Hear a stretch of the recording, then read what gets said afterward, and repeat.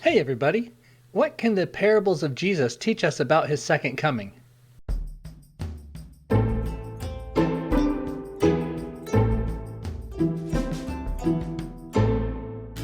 Welcome to The Lamp, illuminating your way with the light of God's Word. I'm Tom Stone, and if you want to know what the Bible clearly teaches about your life, then hit the subscribe button and that bell notification. Leave a thumbs up and put a comment. Everybody wants to know what you have to say. We've been talking about the second coming of Jesus, and in this video we're going to look at the parables of Jesus and see what he has to say concerning his second coming. Let's start in Matthew 24, where we left off in our last video, looking at Jesus' literal explanation of what his second coming will be like. Describing the time surrounding his second coming, Jesus says, "Immediately after the tribulation of those days, the sun will be darkened and the moon will not give its light. The stars will fall from heaven and the powers of the heavens will be shaken. Then the sign of the Son of Man will appear in heaven, and then shall all the tribes of the earth mourn, and they will see the Son of Man coming in the clouds of heaven with power and great glory. And he will send his angels with a great sound of a trumpet, and they will gather together his elect from the four winds, from one end of the earth even to the other." Jesus makes some really clear statements in Matthew 24 about what his second coming will be like, but he doesn't stop there. Not only does he tell his disciples that all the tribes of the earth will mourn during this time, all the tribes will see Jesus coming. And we can find these in other places in the Bible as well, but we're just looking at Matthew 24 right now. Christ's great glory is manifest at the coming that he's talking about in Matthew 24. His angels accompany him, a trumpet sounds, and all of the elect are gathered together from one end of the earth even to the other. Jesus has just given us a powerful description of his second coming, but he's not done yet. He has a number of parables to help us understand what his second coming will be like. Jesus tells a parable at the end of Matthew 24 about a faithful servant and a wicked servant. The wicked servant doesn't expect his Lord to be coming. He scoffs and says, "Oh, it's a long way off." When his master does return, that wicked servant's in trouble. Of course, this is an explanation of what it will be like when Jesus returns, and those who are faithful to him and those who are wicked. Jesus explains the master of that servant will come on a day when he is not looking for him and at an hour that he is not aware of, and will cut him in two and appoint him his portion with the hypocrites. There shall be weeping and gnashing of teeth. So at this second coming of Jesus, there will be some kind of judgment. We read in other places that everyone will receive a reward according to their deeds, according to what they've done, according to their works. Here, this evil servant is cut in two, and his portion is with the hypocrites. This is where there will be weeping and gnashing of teeth.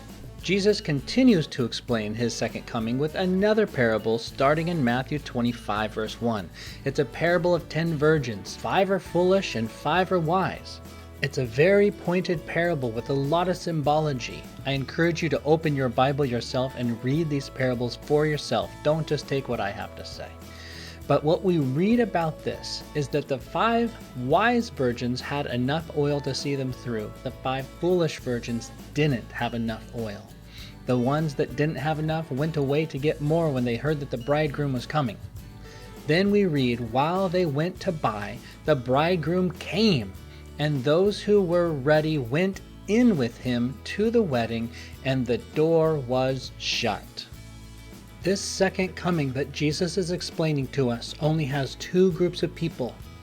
Those who love him and obey him and accept him, and those who don't love him, those who don't follow him. When he comes, at this coming that he's talking about in Matthew 24, the door will be shut, and that will be the end. No second chances. Those who have been righteous will continue to be righteous. Those who are wicked will continue to be wicked. Jesus continues telling another parable about the kingdom of heaven and what it will be like when he comes.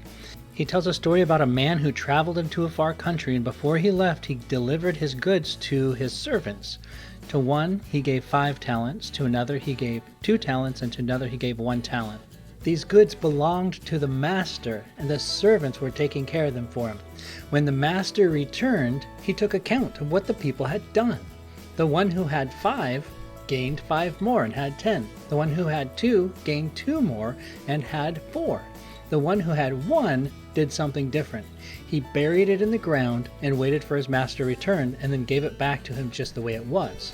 Concerning the faithful servant, he said to him, "Well done, good and faithful servant. You have been faithful over a few things. I will make you ruler over many things. Enter into the joy of your Lord." But to the lazy servant that didn't do anything, he said, "Cast that unprofitable servant into the outer darkness, where there shall be weeping and gnashing of teeth." So what will be happening at the second coming of Jesus? There will be 2 groups of people. One group who does good, who follows through with the Lord's commands, and one group who doesn't do good, who doesn't follow through. This group will be cast into outer darkness, where there will be weeping and gnashing of teeth. As we just heard in the previous parable, the door will be shut. Jesus goes on to describe the coming of the Son of Man that we read about in Matthew 24, here in another parable about separating sheep and goats. He says, "When the Son of Man comes in his glory, and all the holy angels with him, then he will sit on the throne of his glory. All the nations will be gathered before him, and he will separate them one from another, as a shepherd divides his sheep from his goats." This is the same coming that we read about in Matthew 24, 29 through 31. It's in his power and in his glory that he comes. And when he comes, there will be 2 groups of people. He's going to separate them. He's going to judge them and give them portions according to their deeds, and the door will be shut. Jesus went on to explain the characteristic of the sheep and the characteristics of the goats. He said that those who were the sheep cared for the homeless, clothed the naked, fed the hungry, visited the imprisoned. The goats, on the other hand, didn't do any of these things. They only cared about themselves. It was all about their works at this point. Some were saved, some were lost. Their reward was according to their deeds. Then the king will say to those on his right hand, "Come, you blessed of my Father, inherit the kingdom prepared for you from the foundation of the world." These saved people asked Jesus, "When did we do these things?"